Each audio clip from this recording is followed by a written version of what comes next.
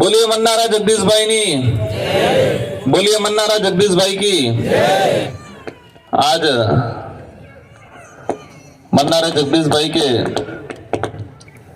33वें जन्म दिवस पर इनके परिजनों द्वारा और ये जाडोल विधानसभा के कोटड़ा, जाडोल, फलासिया तीनों ब्लॉक के कार्यकर्ताओं के द्वारा आज ये जो कार्यक्रम आयोजित किया, उनकी याद में इस कार्यक्रम में हमारे पहुंचे हुए जनप्रतिनिधि, हमारी माता बहनें, हमारे बड़े बुजुर्ग, युवा साथी, लंबे समय बाद जाडोल फलासिया में मेरा आना हुआ दोबारा, और उस कार्यक्रम में आए हैं कि जिस कार्यक्रम से न तो ढंग की पॉलिटिकली बात कर पाएंगे हम, क्योंकि दुख का घटना है ये, और न ही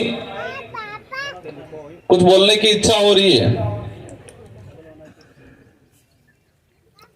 इस दुनिया में पैदा बहुत होते हैं। मानव जीवन में अगर जिले की बात करें तो हर जिले में दिन में 10 से 15 जन्म होते हैं। हर दिन 10 से 15 जने जन्म लेते हैं, वो सरवाइव करते हैं। एक उम्र 20-25 साल की होती है, शादी ब्याह करते हैं, और एक उम्र होने के बाद चले जाते हैं। लेकिन आदिवासी समाज में कुछ ऐसे लोग पैदा होते हैं जो कुदरती ताकत लेके पैदा होते हैं, और उनके अंदर समाज को लेके कुछ कर गुजरने का जुनून होता है। और उसी कड़ी में भाई जगदीश भाई के अंदर एक समाज के लिए, क्षेत्र के लिए कुछ कर गुजरने की एक ताकत थी।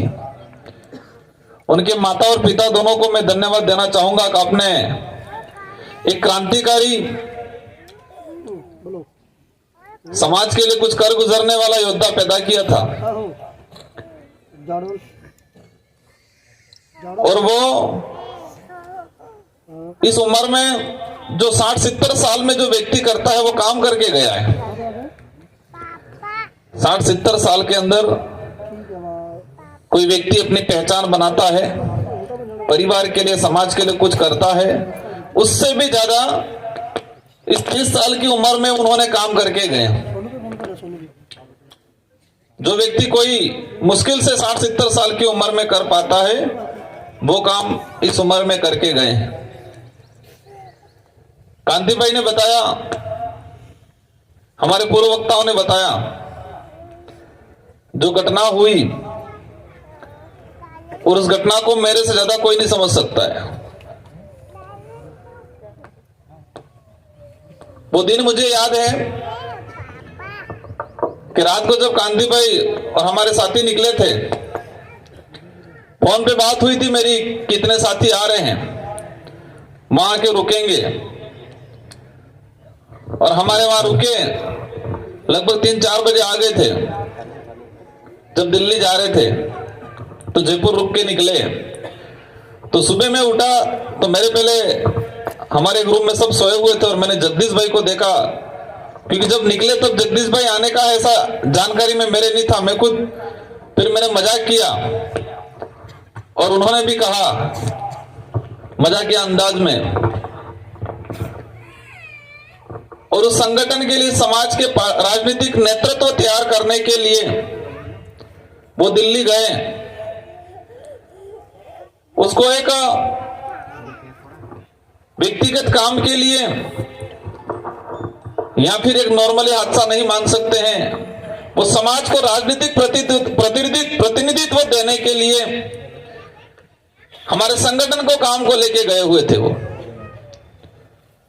वो तो कहीं न कहीं हमारे समाज को लेके, संगठन को लेके शहीद का दर्जा उनको दे सकते हैं हम, और दे रहे हैं। आज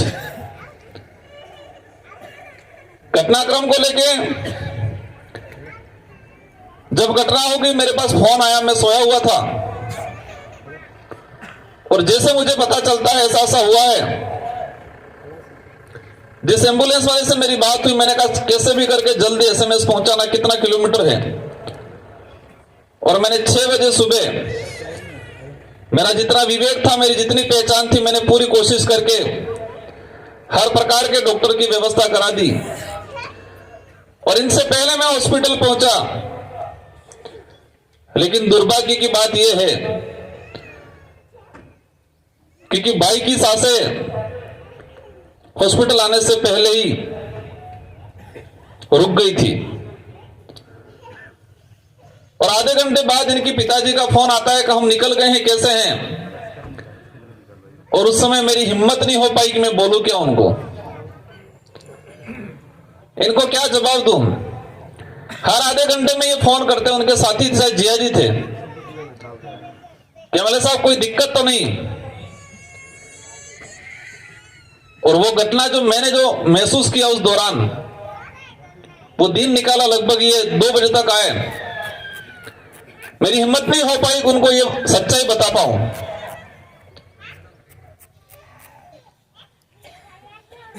अब मैं इस मंच से यही कहना चाह रहा हूं कि हमने जगदीश भाई को खोया है, लेकिन उनके जो विचार थे, उनके जो उद्देश्य थे, अगर उनको हमने पूरा नहीं किया तो हमारा श्रद्धांजलि कार्यक्रम करना या फिर उनको लेकर याद करना, वो सब व्यर्थ जाएगा। वो चाहते क्या थे? कई बार मेरी मुलाकात होती थी, कहते थे, हमारे उस इलाके में आते थे, चर्चा निकलती थी कि डूंगरपुर या खेरवाड़ा उधर का इलाका एजुकेशन के मामले में अच्छा है, और वो कहते थे मेरा क्षेत्र में एजुकेशन कम है, शिक्षा कम है, नौकरियां कम है, हमें उसको लेके काम करने की जरूरत है। वो बात बताते थे कि हमारे यहां शिक्षा कम होने की वजह से चुनाव के वक्त लोग छोटी मोटी लालच में इधर उधर हो जाते हैं, इसलिए उनको शिक्षित करना पहले जरूरी है। और आपका ये कोई हाईवे निकल रहा है यहां, उसको लेके भी कई बार कहा उस भाई ने मुझे कि एमएलए साहब, हमारा मन का गाड़े था कि कई जगह विसीरी जाए, और मैं बहुत कोशिश कर रहा हूं कि हमारे लोग वो जमीन नहीं बेचे, और बेचता भी है तो हमारे किसी भाई को बेचे, अदर को नहीं बेचे, मैं कोशिश कर रहा हूं, ये कहा था उन्होंने। क्या उस बातों की पालना कर रहे हो आप लोग सब? उनका एक उद्देश्य था कि ये जो हाईवे जो निकल रहा है, तो हमारे समाज के लोग, क्योंकि आप डोंगरम पड़ जा रहे जा कार्य 10-15-20 लाख रीटा नहीं, और बाहर में दलाल लाविन तमन थोड़ा बताड़ी दी, तुम्हारा मन का गाड़ा वजूम करे न जगह कई विसीरी जाए, तो अब्बा वाला सूर्य के जाएगा, के रहेगा, के मकान बनावेगा, के खेती करेगा, यह चिंता उस भाई को थी। तो वो भाई हमेशा कहता कि मैं सबको मोटिवेशन कर रहा हूं कि हमारी जगह बीजान के नहीं, वैसे बाई चांस जरूरत भी है न जगह बदर भी है, तो वैसे थे हमारे उस भाई ने वैसे इमो प्रयास करो, इम कहते ही भाई। अगर आसपास इलाके में हम सच्ची श्रद्धांजलि देना चाहते हैं तो आज ठान के जाना है, यहां पर जो पांडाल में है, और ये बात अदर सोशल मीडिया के माध्यम से दूसरी जगह जाती है इस इलाके के अंदर, तो आपको सच में इस भाई के जो संघर्ष था, उस भाई के जो उद्देश्य थे, वो सच्ची श्रद्धांजलि देनी है। दास तय करके जाना कि अपने गणा इलाका में कोई जगह वैसेगा नहीं, करोगा? जमीन नहीं बेचोगे, तय करोगे कि नहीं करोगे? करोगे? हाथ ऊंचा करो दिल से। उस भाई का उद्देश्य था कि हमारे भाई किने बीजान जगाने में से अगर बेचता भी है तो हमारे ही किसी भाई को बेचे, ये उद्देश्य था उस आदमी का। थोड़ी तकलीफ सह लेना, थोड़ी कभी मिर्ची रोटी खा लेना, लेकिन जमीन मत बेचना। क्योंकि आने वाली पीढ़ी जिस जमीन को बेचोगे उसी जमीन पे नौकर बन के काम करेगी।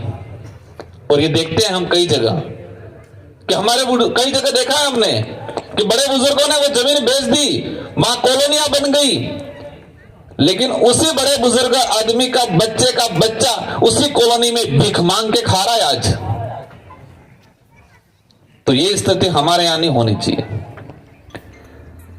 नेशनल हाईवे 8 है, उस पर भी हमने देखा है। एक दो उदाहरण ऐसे आए, कहें एमएलए साहब आप पूरी जगह हमारी थी, आने बनेगी पीली होटल, पीली बनेगी पुलो पेट्रोल पंप, कने बिच्ची हमारे बापे बिच्ची, तमें हो करो हम चौकीदार में काम करो।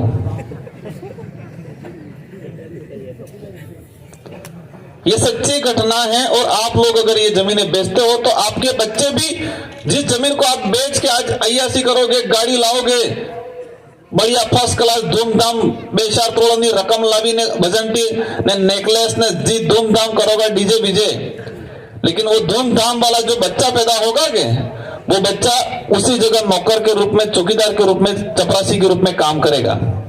जिस जमीन को आप बेच के अय्यासी करोगे उसी जमीन पे जो बनेगी होटल या मकान, वही आपका बच्चे का बच्चा साफ सफाई नु काम करी नौकर करेगा या मांगी खाएगा। तो वो भाई ये चाहता था कि हमारे इलाके में, और सारे गुजरात के लोग पढ़े हैं इस इलाके को, हमारा इलाका स्वर्ग है। स्वर्ग के बीजे नहीं है, आ स्वर्ग है। शुद्ध ऑक्सीजन મળે આપણે અહીંયા। મોટા મોટા શહેરમાં તે ઓક્સિજન લેવાનું બી હવે એટીએમ લાગવાનું है। मनक बीमार हुए तेने एटीएम लगेगा, बॉक्स बनेगा, शुद्ध ऑक्सीजन मिलेगा, अर्धो घंटो जाए भी ऑक्सीजन लिएगा, पसे आवी फरेगा, काम करेगा। ये बड़े शहरों में ये शुरुआत होने वाली है। तो हमारे यहाँ शुद्ध ऑक्सीजन है, शुद्ध पानी है, माहौल बढ़िया है, और स्वर्ग पे सबकी निगाहें हैं, गुजरातियों की निगाहें हैं, और ये गुजराती पूरे देश को भी डुबो रहे हैं। डुबो रहे नहीं डुबो रहे हैं। और इस मंच से मैं उस बात पे नहीं जाना चाहूंगा, लेकिन ये तय करके रखना, और मुझे दुख है कि आप सबने ही मिलके वो भाई चुनाव लड़ना है यूं करके मेहनत नहीं कर रहा था, वो भाई मेरे समाज के लिए लड़ूंगा यूं करके मेहनत कर रहा था, लेकिन सबकी इच्छा थी कि इस भाई को चुनाव लड़ाए ताकि सीएम जो मेहनत है और ये जो लड़ाई ताकत के साथ लड़े और विधानसभा में जाके लड़े, ये चाहते थे आप सब और हम सब भी। और ऐसा हादसा होने के बाद इनके घर से किया गया, कारण कुछ भी रहे हो, लेकिन ये यहां की लड़ाई हमको लड़नी है। तो आप सबको एकजुट होके एक स्वर में आने वाला पंचायती राज चुनाव और विधानसभा चुनाव लड़ना पड़ेगा, तो ही तुम्हारी जल जंगल जमीन बचेंगे, और कहीं यहां से आरक्षण को लेके आवाज जाएगी। बाकी पहला तो अरे रुको मैं देता हूं जवाब मुझ कहेंगा, समझेंगे मैं वो कहने के वजह हूं।